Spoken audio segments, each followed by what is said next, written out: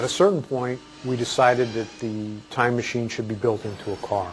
And we came up with this gag where the farmer would see the time machine and think it was a spaceship.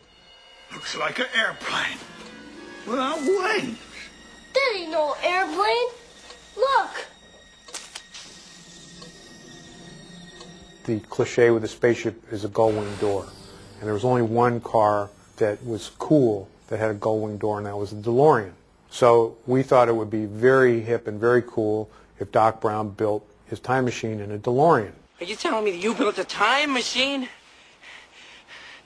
out of a DeLorean? The way I see it, if you're going to build a time machine into a car, why not do it with some style?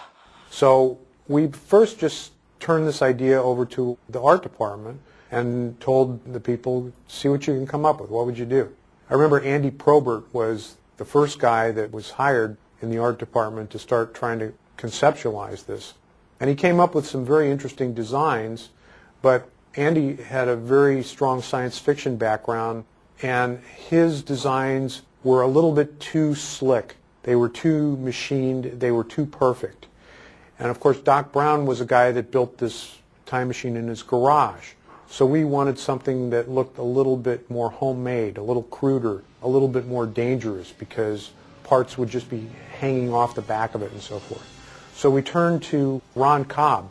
Ron had designed Conan, among other things, and he was somebody that we knew, and his style had a much more earthy quality to it. So we turned this over to Ron, and Ron came up with some very interesting ideas that we ended up using. I believe it was Ron that came up with the coils on the back of the machine, and the idea that there would be a nuclear reactor. That was very important, that the time machine was nuclear, so how would you put a nuclear reactor in a car?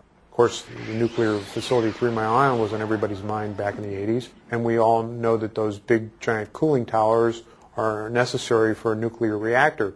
So the big nuclear cooling vents that are on the back of the DeLorean were an extension of that idea.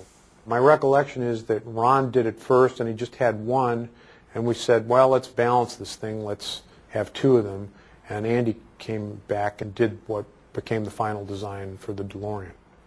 After Back to the Future came out, we got, of course, a lot of fan letters, and I think our favorite fan letter came from John DeLorean himself, and I'll read that letter to you. The letter's dated July 25th, 1985, addressed to Robert Zemeckis and Bob Gale. Gentlemen, last week I had the opportunity to see a screening of Back to the Future in New York, and want you to know I think it was absolutely brilliant. I was particularly pleased that the DeLorean motor car was all but immortalized in the film, and want to thank all those responsible, Ron Cobb, Andy Probert, Mike Chaffee, and Kevin Pike, for the outstanding job they did in presenting the DMC as the vehicle of the future.